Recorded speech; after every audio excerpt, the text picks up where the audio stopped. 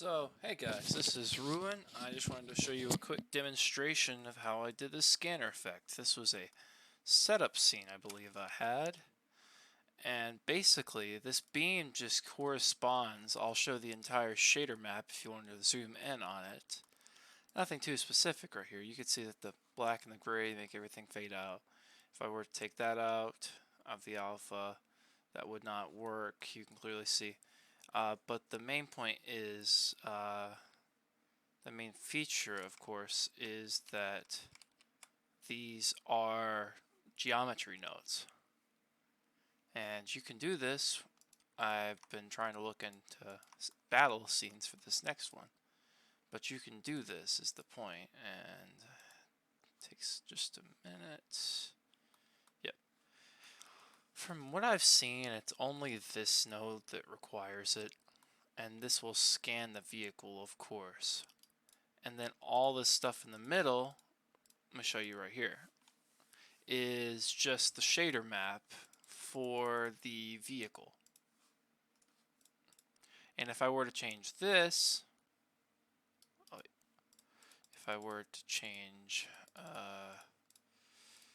this right here on the vehicle from the, of course you have to link up the normal map with the geometry node.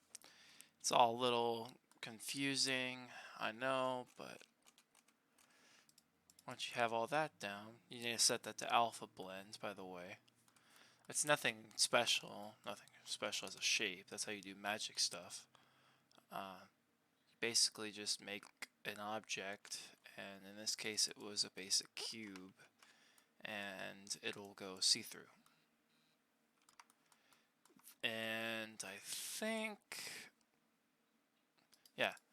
if I were to change this to green, it would have been green, but of course I went for blue for demonstration because I thought that fit the like Generation 1 aesthetic.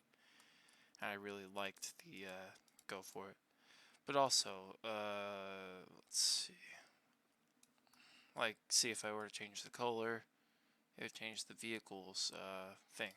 And if I were to add more colors, it would do the exact same thing, except just add more colors to where I can edit it more.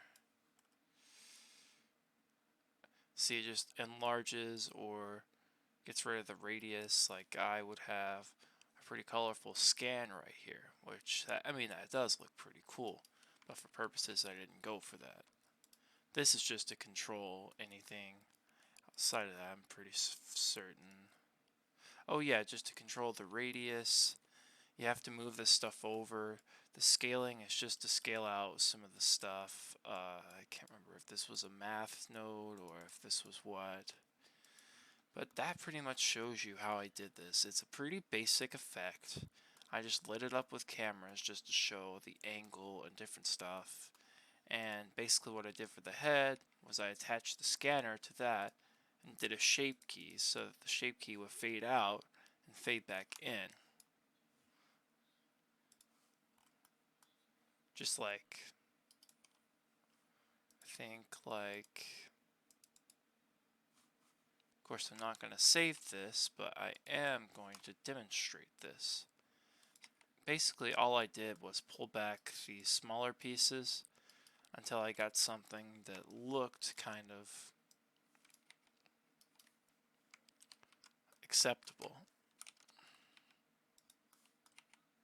to me personally. Okay, because you see, if I were to do this, shape keys is the secret pretty much to everything that I do complicated like that, especially if I don't want to do multiple models. I just go. And you can have multiple too, but just for this purpose, I did not do multiple. There you go. If I were to do this with the model, boom, basic scanner effect. All I have to do is just move that right there, and then move my head for the guy. And then I just did this.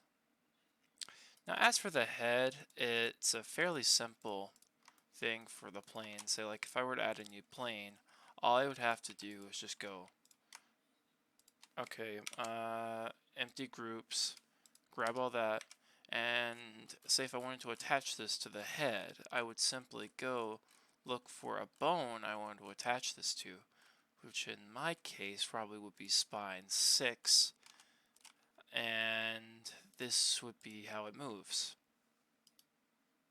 Now it wouldn't move with any of the other stuff. See, it just moves with the head. It wouldn't move with any of the other bones. That's how I made most of these models. Of course, they're outdated, and I'll probably add hands to these models, but yeah, that's pretty much it. Thank you for watching, and if you like this type of content, be sure to subscribe.